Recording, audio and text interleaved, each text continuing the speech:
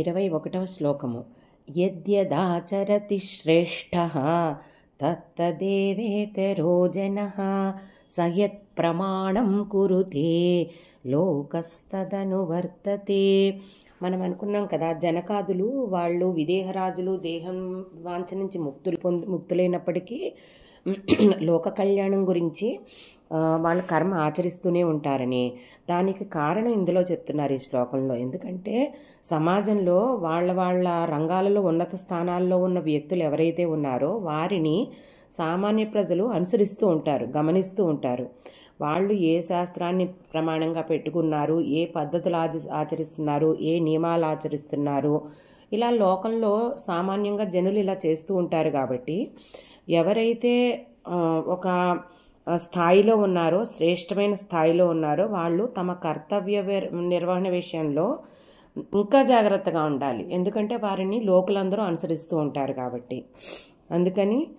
ఎందుకంటే వారు ఏ ప్రమాణాలు సెట్ చేస్తారో అవే లోకులందరూ అనుసరిస్తూ ఉంటారు అని శ్లోకంలో చెప్తున్నారు. 22వ శ్లోకము. నమే పార్థాస్తి కర్తవ్యం త్రిషు లోకేషు కించన నానవాప్తమవాప్తవ్యం వర్త ఏవ చ కర్మణి. పార్థ, కృష్ణుడు చెప్తున్నారనమాట, నాకు ఈ లోకంలో అనుసరించాల్సిన మార్గాలు కానీ అలాగే పొందవలసింది కానీ ఏమీ లేవు. అలాగే నాకు ఏ రకమైన కర్మయందు ఆసక్తి కూడా లేదు. ఇంకా ముల్లోకాలలో నేను తలుచుకుంటే పొందలేని సుఖం కానీ పొందాల్సిన సుఖం కానీ ఏమీ లేవు. కానీ నేను కర్మయోగ నిష్టలో ఇలాగా కర్మ చేస్తూ ఇలా ఉంటూ ఉంటాను. ఎందుకంటే ఆయన అందరూ ఆచరిస్తారు కదా. శ్రీకృష్ణ పరమాత్మ ఏం చేశారో అది అందరూ ఆచరిస్తూ ఉంటారు. ఆయన పరమశ్రేష్ఠుడు కాబట్టి, సర్వోత్కృష్టుడు కాబట్టి. అందుకని నాకు ఏమీ కర్తవ్యం లేదు, నేను చేయాల్సిందేమీ లేదు, నేను పొందాల్సిందేమీ లేదు. కానీ లోక కళ్యాణం గురించి నేను కర్మ చేస్తూనే ఉంటాను అని చెప్తున్నారు. 23వ శ్లోకం. యది హ్యహం న వర్తేయ జాతు కర్మణ్యతంద్రితః మమ వర్త్మానువర్తంతే మనుష్యాః పార్థ సర్వశః. ఇందాక చెప్పారు కదా, ఎవరైతే శ్రేష్ఠులో వారిని లోకమంతా అనుసరిస్తుందని. అలాగా నేను ఏ కర్మయోగము చేయకుండా మనుషులకి ఎగ్జాంపుల్ సెట్ చేయకుండా ఉంటే గనక లోకంలో అంతా కూడా ఉత్పాతాలు వస్తాయన్నమాట. ఎందుకంటే లోకమంతా నన్ను అనుసరిస్తూ ఉంటుంది.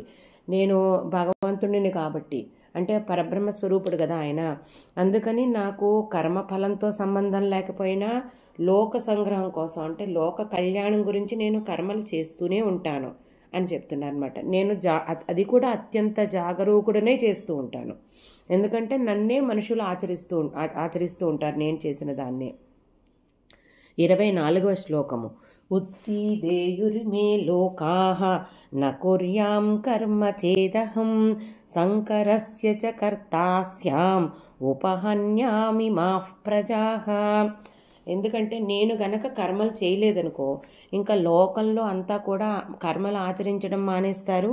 అలా కాక మానవ జాతికే నాశనం అయిపోతుంది. ఎందుకంటే ఆయన చేయాల్సిన సృష్టి స్థితి లయలు ఇవన్నీ కూడా ఒక పద్ధతిలో జరుగుతూ ఉంటేనే ఈ లోక కళ్యాణం జరుగుతూ లోకం చక్కగా ఒక గాడిలో ప్రశాంతంగా జరిగిపోతూ ఉంటుందన్నమాట.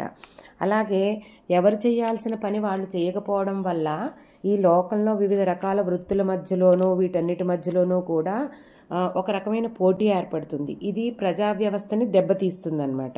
అందుకని ఈ వ్యవస్థని ఉద్ధరించడానికి నేను పుట్టాను, కానీ పుట్టి ఇలాగా ప్రజా వ్యవస్థని చిన్నాభిన్నం చేసే పనులు నేను చేయకూడదు. అందుకని చెప్పి నేను కర్మ చెయ్యకపోతే సంకరం జరుగుతుంది, ధర్మ సంకరం జరుగుతుంది. అందుకని దానివల్ల ప్రజలు ఉత్పాతాలకు లోనవుతారు. కాబట్టి నేను నిరంతరం కర్మ చేస్తూనే ఉంటాను లోక కళ్యాణం గురించి అని చెప్తున్నారు. 25వ శ్లోకము. సక్తాః కర్మణ్య విద్వాంసః యథా కుర్వంతి భారత కుర్యాద్ విద్వాంస్తథా సక్తః చికీర్షుర్లోక సంగ్రహం. అలాగే ఇక్కడ భారత అంటే రతి అంటే కోరిక, భా అంటే జ్ఞానం అట. జ్ఞానంలో ఈయన అర్జునుని ఏమని సంబోధిస్తున్నారంటే, జ్ఞానమందు ఎక్కువ మక్కువ కలిగిన ఓ అర్జున భారత అని పిలుస్తున్నారనమాట. నీకు జ్ఞానం కలిగినా కానీ కర్మ చేస్తూనే ఉండాలి.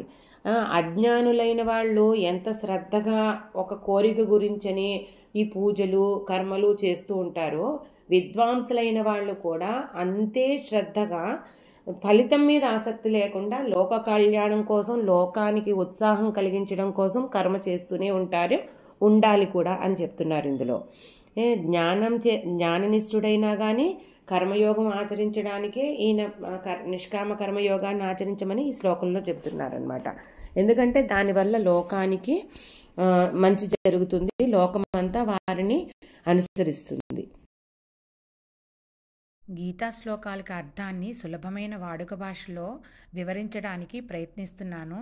నా ఈ ప్రయత్నం మీకు నచ్చినట్లయితే భక్తి అన్లిమిటెడ్ ఛానల్ని సబ్స్క్రైబ్ చేసుకుని మీ అభిప్రాయాలను కామెంట్స్ రూపంలో తెలియజేయండి.